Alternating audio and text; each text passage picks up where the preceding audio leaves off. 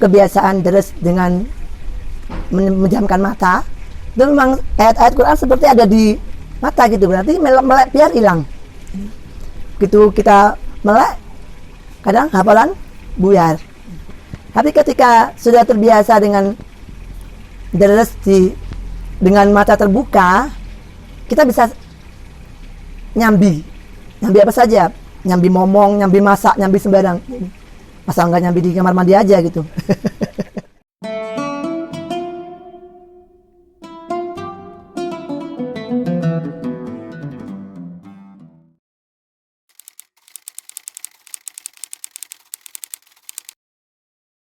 Saya mendapatkan jazah Fahmi Bisyauqin sekitar 13 atau 14 tahun yang lalu dari beliau Kiai Haji Ulin Nuha Arwani.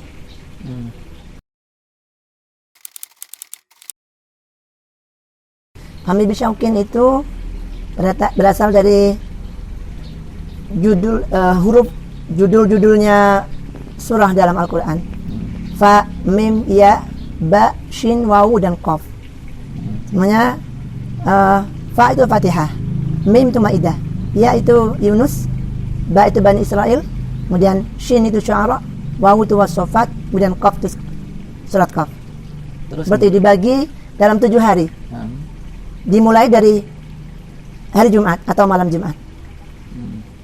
Jadi setiap malam Jumat kita mulai, di hari Kamis kita khatam. Seperti itu. Alhamdulillah sekarang Fahmi Bisyauqin sudah menjadi program wajib di pesantren Al-Baqarah.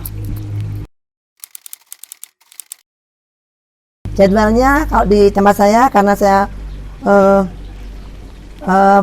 memperjuangkan bacaan tartil, jadi saya jadikan 2 majelis, malam hari dan pagi hari.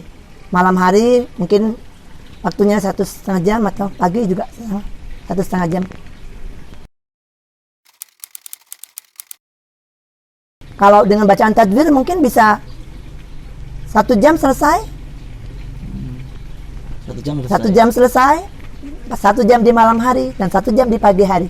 Insya Allah tidak menyita waktu, sangat tidak menyita waktu. Jadi dari kecil ibu saya itu mendidik saya dereso ojo merem. Ternyata deres nggak merem itu dulu saya nggak tahu faedahnya apa. Ternyata dengan kebiasaan nek deres orang merem niku, ternyata beliau bertujuan setelah saya sudah dewasa, sudah menikah, beliau menerangkan, Bu, kenapa lek deres ndak oleh merem? Ibu menjelaskan, yo lek urip iku penak terus. Nek uripmu ora penak engko, nek sembarang-barang kudu dilakoni dhewe, mosok yo ora peran deres.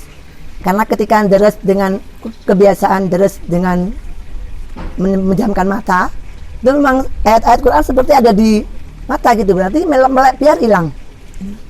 Gitu kita melek, kadang hafalan buyar. Tapi ketika sudah terbiasa dengan deres dengan mata terbuka, kita bisa nyambi apa saja, nyambi momong, nyambi masak, nyambi sembarang. Asal nggak nyambi di kamar mandi aja gitu.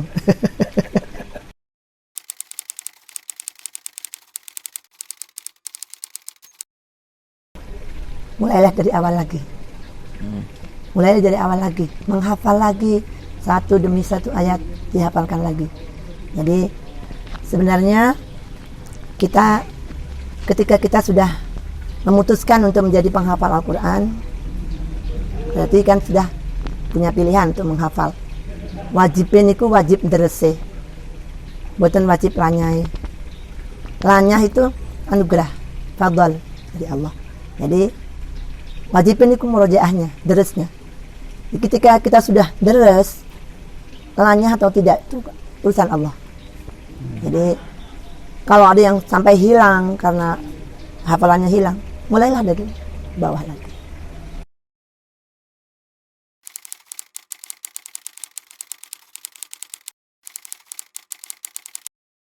Masing-masing orang tidak sama nggih. Ada yang bisa deres sendiri terus kemudian bisa lancar. Kalau sanatnya kalau sudah pernah digurukan kan sudah sah. Ya, kalau bisa rojaah sendiri terus kemudian bisa lancar, tidak masalah menurut saya.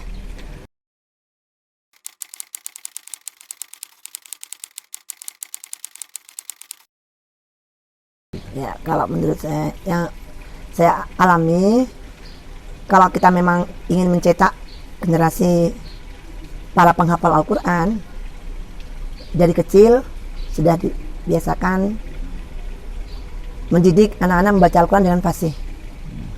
Jadi ketika nanti sudah masuk di pesantren, sudah fasih lisannya, menghafal dengan baik.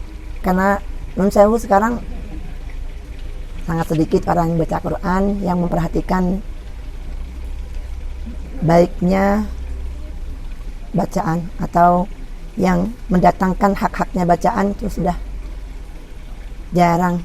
Banyak sekali penghafal Al-Quran hanya memburu cepat hatam, deres dengan asal, tidak memperhatikan hak tilawat dan seterusnya. Banyak sekali. Jadi saya kalau boleh berpesan kepada para penghafal Al-Quran, dereso kaya dene perintahe Gusti Allah, yaitu ditartil dengan jelas bacaan yang memenuhi hak-haknya bacaan. Karena dengan memenuhi hak-haknya bacaan, dengan kita membaca Quran dengan tartil, sama dengan kita taat dengan perintahnya Allah. Tartil itu perintahnya Allah. Jadi dengan kita membaca Quran dengan tartil, sama dengan kita taat dengan perintahnya Allah. Dan itu juga menjadi salah satu cara kita memuliakan Al-Quran itu sendiri. Karena menurut saya tidak mungkin kita 100% kita bisa mengamalkan seluruh isi kandungan dalam Al-Quran. Bahkan banyak kan orang hanya bisa menghafal, hanya bisa membaca tanpa tahu maknanya. Walaupun membaca Al-Quran sendiri itu tanpa mengetahui maknanya pun tetap mendapatkan pahala.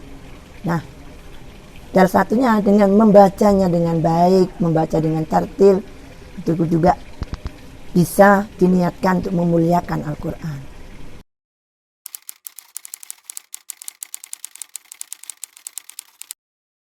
Relatif ya kalau menurut saya. Kalau saya pribadi, karena mungkin ada di pesantren ya, ada di lingkungan pesantren dari kecil, terutama anak-anak perempuan saya itu diwurui cara ubudiyah sehari dulu, diberi pelajaran ubudiyah wajibnya dulu. Misalnya cara berwudu dengan baik, cara sholat yang sudah betul, kemudian sebelum balik itu sudah diberi pelajaran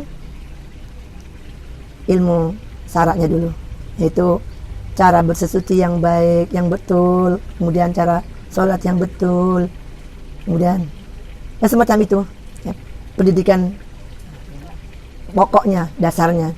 Kemudian nanti setelah, kebetulan anak-anak saya baru mau menghafal setelah lulus SD.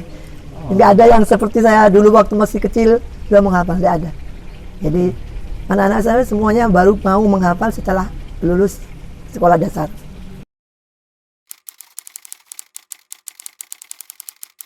Standar seperti pondok-pondok pesantren yang lain, yaitu ada yang 3 tahun, ada yang 4 tahun. Kalau yang lebih cepat yang itu ya ada ya, tapi tidak banyak. Ya ada yang 2 tahun, tidak banyak. Saya juga salut kalau ada anak kecil-kecil, sekolah-sekolah yang dengan tren masih kecil menghafal Quran. Salut karena kenapa? Supaya daripada mereka ikutan tren-tren yang nggak benar, ya bagus dengan tren sekolah sambil menghafal atau apa seperti itu bagus. Sekarang kan marak di mana-mana sekolah SD sambil menghafal, seterusnya.